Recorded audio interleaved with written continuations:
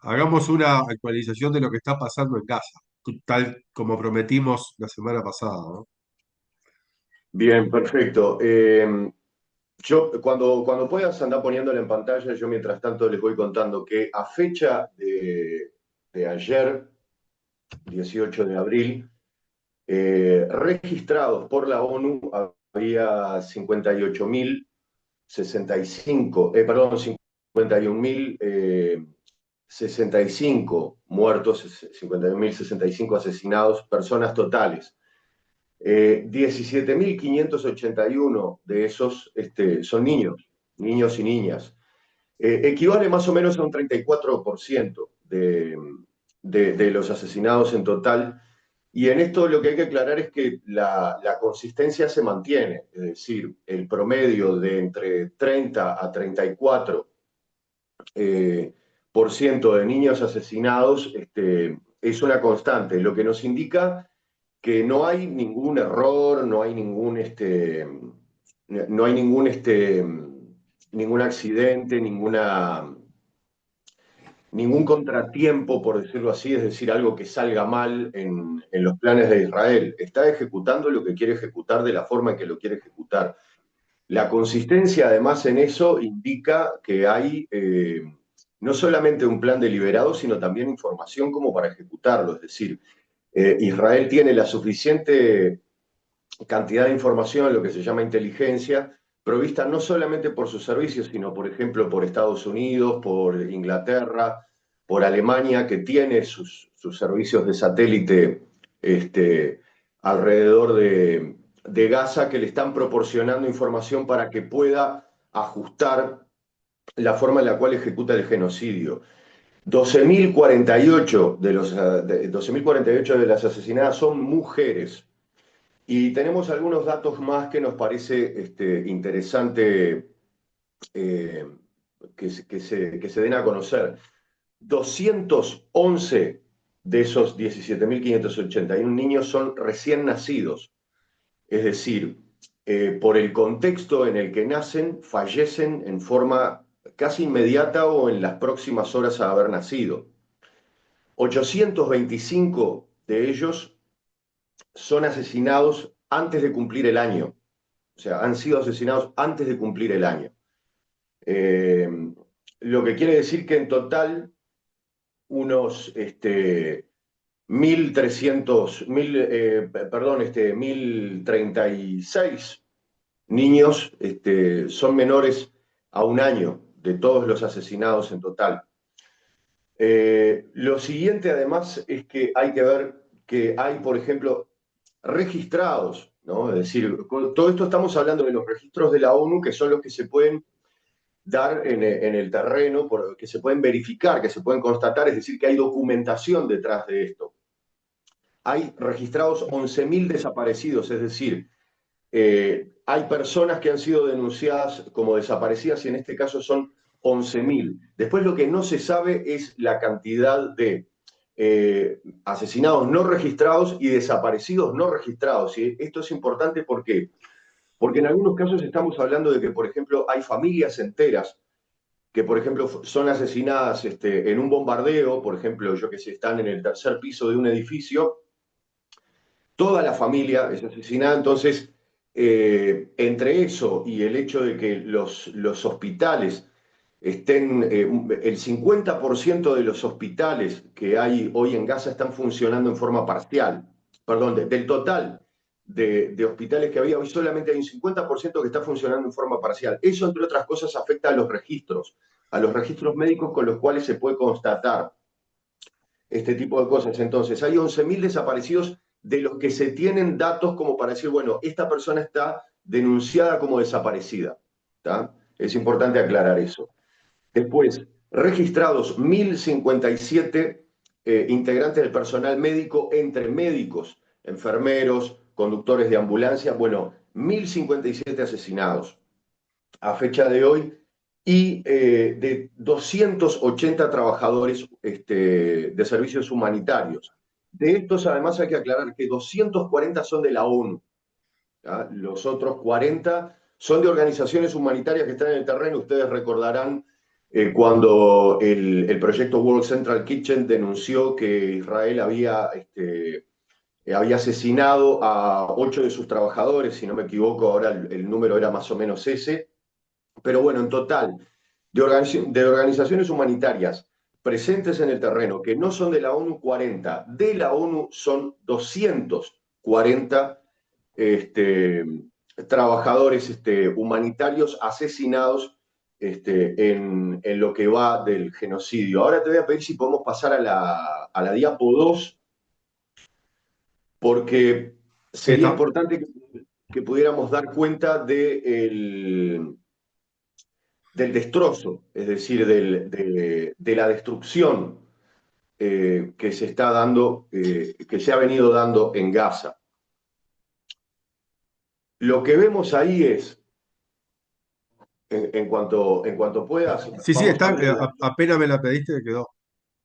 está perfecto, porque tengo un delay acá en el retorno, llamémosle. Ahí va. Este, el 70% del norte de Gaza está destruido y el 74% de lo que se llama ciudad de Gaza, es decir, la ciudad de Gaza propiamente dicha, que también está sobre el norte de la franja, el 74% estamos hablando de destrucción total, ¿tá? Porque después, bueno, no lo pusimos acá, pero por ejemplo, el 92% de las casas de Gaza está total o parcialmente destruida, pero de lo que estamos hablando acá, estos números, 70% en el norte de Gaza, 74% en la ciudad de Gaza, 50% de las construcciones de Deir al-Bala, 55% de Khan Yunis y el 48% de Rafah.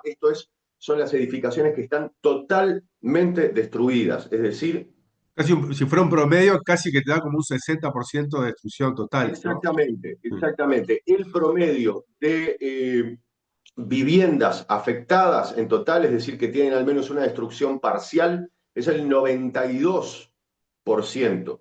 ¿Tá? El 60% de los edificios está destruido.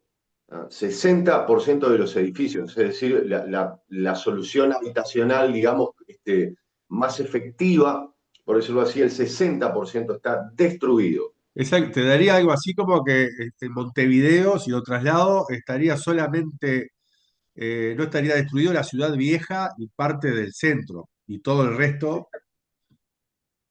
Exactamente, equivale a eso más o menos, equivale a eso. Después, este dato es importantísimo, el 88% de las escuelas está totalmente destruida. Y este dato es importante porque no es solamente porque Israel esté eh, destruyendo la infraestructura educativa de Gaza, que por ejemplo también lo ha hecho con las universidades. No hay una sola universidad, un solo edificio universitario en Gaza que quede en pie. Pero el 88% de las escuelas está destruida, entre otras cosas, ¿por qué? Porque la gente que justamente no tiene casa, entre otras cosas, se refugia en las escuelas, en los edificios de las escuelas. Entonces, Israel bombardea ahí y eso es lo que termina dando este número de 88% de edificios educativos destruidos. Después el 50%, lo que decíamos antes, el 50% de los hospitales están funcionando de manera parcial. El otro 50% está directamente fuera de servicio, o sea, no están operando directamente. Por ejemplo, el hospital Al-Shifa no está operando, o sea, lo que podemos ver hoy del edificio del hospital Al-Shifa es un esqueleto de metales retorcidos, nada más. Lo que queda es ese 50% que está funcionando parcialmente, donde hay un montón de servicios que ya no están activos en función de la destrucción, o sino que no tienen insumos para seguir poniéndolos en funcionamiento, como por ejemplo las máquinas de rayos X o los tomógrafos. Siguiente tema, el 68% de los cultivos de Gaza están destruidos totalmente. Es decir, la posible solución, no solamente actual, sino a futuro, para proveerse de alimentación en Gaza, el 68% está total y absolutamente destruida. De esto además hay que aclarar que por lo general están en las zonas de Khan Yunis, Rafah o el norte de Gaza, que son zonas que hoy por hoy están severamente afectadas por los bombardeos y por las operaciones de francotiradores que está haciendo el ejército de Israel, entonces no están accesibles, no es posible hacerlo. Recordemos además que el bloqueo, entre otras cosas, implica la imposibilidad de pescar, que es una de las fuentes de recursos alimenticios que tienen los gazatíes, y bueno, no están pudiendo hacerlo porque si salen, incluso si salen con una caña, por ejemplo, a pescar en un muelle, son tiroteados. Para que nos hagamos un poco idea de la composición del asunto. El 68% de las vías de circulación de las calles de Gaza están totalmente destruidas. Y si contamos la destrucción parcial, el 92%, que eso no lo puse acá, el 92% está destruido. O sea que la circulación, por ejemplo, para ambulancias o para vehículos que a veces son los que tienen que hacer los traslados en forma urgente de pacientes a los hospitales, bueno, el 68% está totalmente destruido y no es apto para la circulación. Y el otro dato que es importante, ya estando promediando los 50 días de bloqueo total de ayuda a Gaza, es que no hay una sola planta potabilizadora de agua que actualmente esté funcionando en Gaza, y los números que estaba viendo esta mañana indican que el 80% de las fuentes subterráneas, o sea, de los acuíferos que hay en Gaza, el 68% está inhabilitado, es decir, que no pueden llegar a ellos o están contaminados. Lo que queda es, aclaremos, es para obtener agua dulce, que es agua no potable, pero que podría ser de alguna manera apta para el consumo humano. En eso hay que recordar además que Gaza es una localidad cercana al mar Mediterráneo, o sea que esa agua subterránea probablemente esté sumamente afectada por la salinidad del mar Mediterráneo. O sea, esa es la situación actual a fecha de 18 de abril. Y bueno, vamos a ver qué es lo que nos depara esta semana para hacer la actualización. Ahora, de lo que nos interesaba hablar en esta actualización, y a lo mejor ya te pido si podés que pasemos a la diapo 3, Listo. no tanto hablar de Gaza, sino más bien pasar el otro lado del murallón como para ver otros problemas, que son los problemas no puntuales, sino los problemas de fondo que tiene la sociedad israelí y que son probablemente los problemas que estén afectando y que hagan colapsar no solamente la sociedad israelí, sino el Estado israelí. Estamos hablando de problemas profundos que datan en algunos casos de 20 años para acá, que de alguna manera son el motor de esta última etapa del proyecto sionista del Estado de Israel, que ha recrudecido en los últimos 25 años desde el ascenso de Netanyahu al poder, y que tienen que ver con dos aspectos fundamentales que son la parte esencial, por decirlo así, del proyecto sionista, como proyecto colonizador de Palestina, y que son los que de alguna manera estaban ya presentes previo al genocidio, y que son los que rápidamente están eh, entrando en colapso total en esta etapa del genocidio. Recordemos además que para nosotros esta etapa del genocidio no es lo que llamamos el genocidio. Para nosotros el genocidio, tal cual lo dicen este, muchos estudiosos palestinos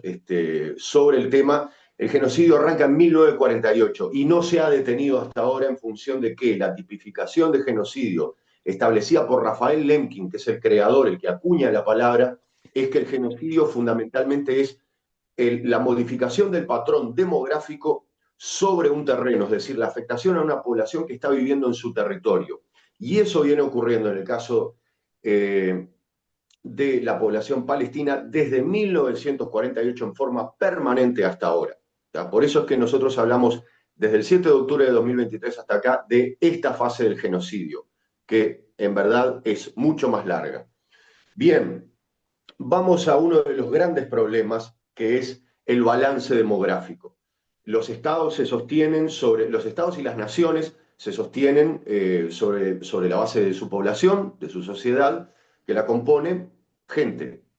Bien, el problema que tiene hoy por hoy Israel como proyecto sionista, es decir, proyecto supremacista, proyecto de Estado donde la mayoría, donde la etnia judía es la que tiene que gobernar, por decirlo así, ser la más fuerte sobre lo que se describiría como una minoría palestina, es que está casi empatado. Y esto en verdad es una situación que llega a fecha de hoy, después de que en verdad la población étnicamente judía estuviera en minoría desde 1948 hasta acá. Es decir, que en casi 80 años no han logrado revertir esto. Y hoy, recién hoy se podría decir, cuando digo hoy, perdón, estoy hablando de datos de 2023. Es esto, ¿no? El 50% de la población que vive hoy en el territorio que se conoce como Israel, que en verdad podríamos describir como el territorio del mandato británico, es decir, que incluye el Estado de Israel y la autonomía palestina, es el 50,28. El 50,28% de la población que vive ahí es étnicamente judía. Estos son números del Centro de Estadísticas de Israel, no son números inventados a lo loco. Ellos mismos hablan de esto. La población árabe, que es casi que en un 98-99% palestina, es el 49,72%. Estos números ya están siendo afectados y lo vamos a ver. Vamos a ver, digamos, lo que empuja esto, cuál es el gran problema, lo vamos a ver en la diapo 4, si te parece, Listo. que es la tasa de natalidad. Y este es uno de los grandes problemas, es un problema endémico que tiene el proyecto sionista, que es que históricamente la tasa de natalidad de los palestinos ahora está en un 23,4 nacimientos por cada 1.000 habitantes, y en el caso de la población judía está en 19,7 nacimientos por cada 1.000 habitantes. Hay que aclarar que en este caso, en el caso de la tasa de natalidad palestina, está en su mínimo histórico. Nunca había estado tan baja. Y eso nos ayuda a entender por qué la mayoría de los blancos, por decirlo así, de los objetivos de esta fase del genocidio en Gaza son civiles, y en concreto son niños y son mujeres.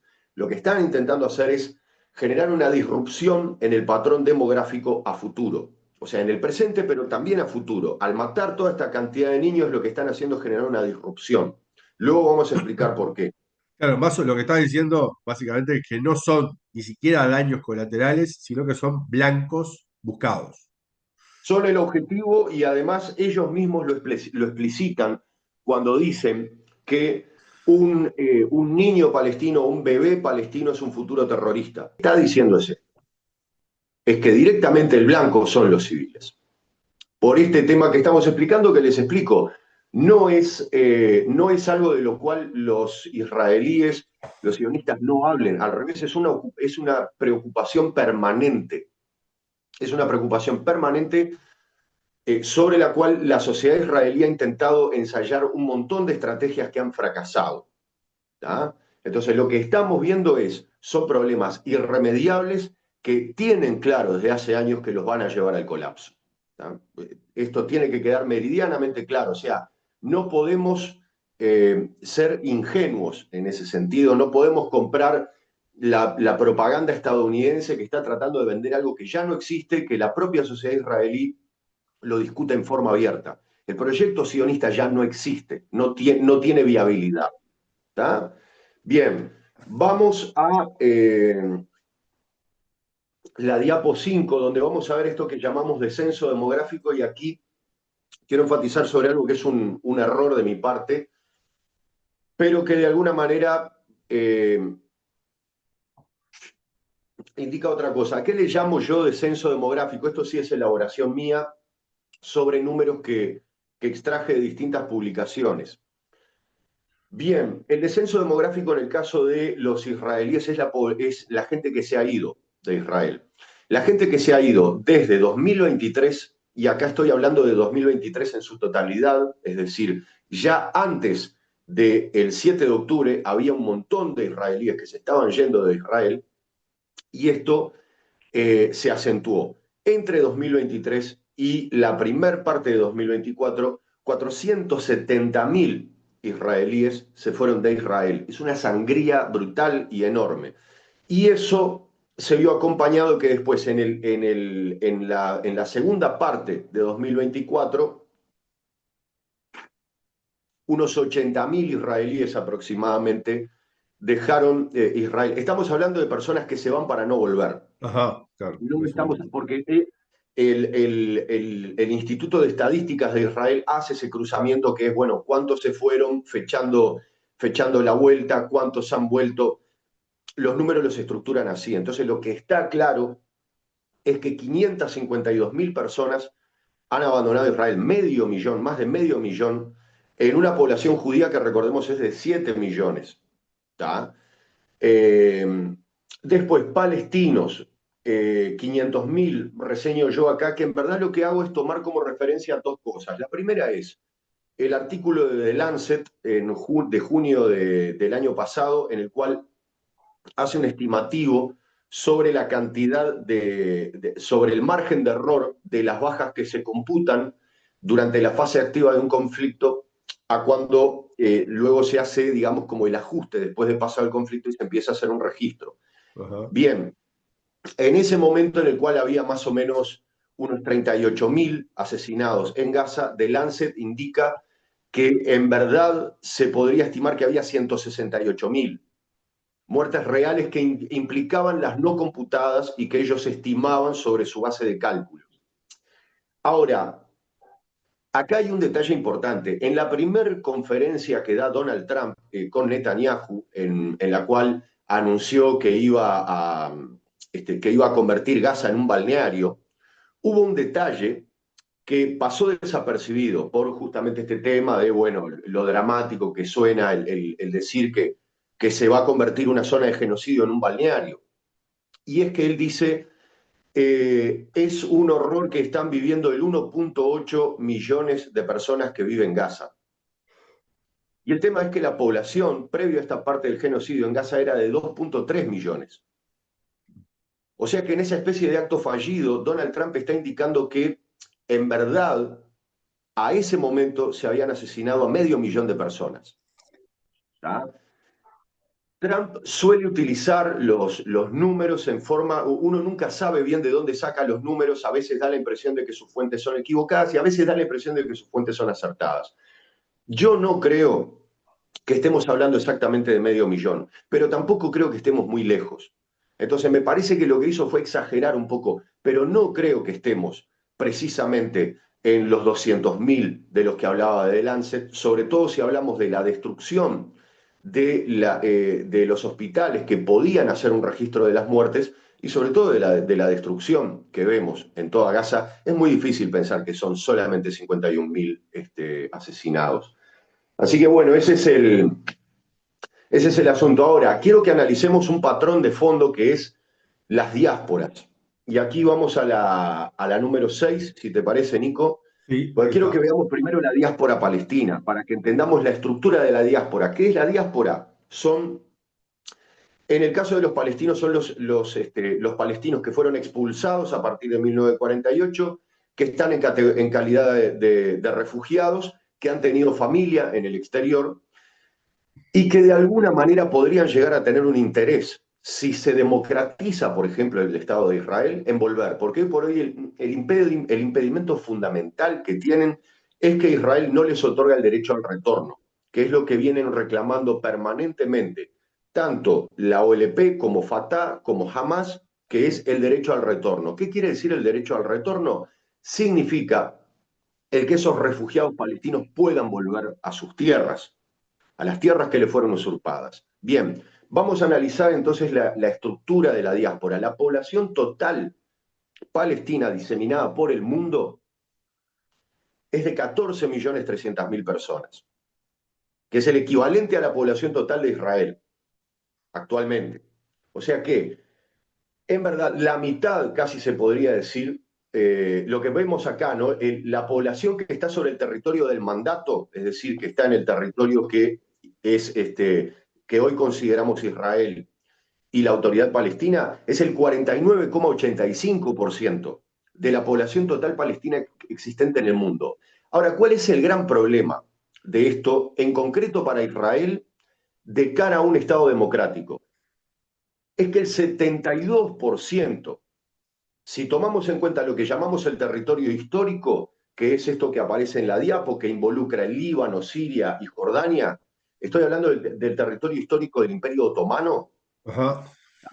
que es lo que existía antes del mandato británico, que fue lo que fue trozado por el acuerdo Sykes-Picot, pero es una estructura cultural que permanece.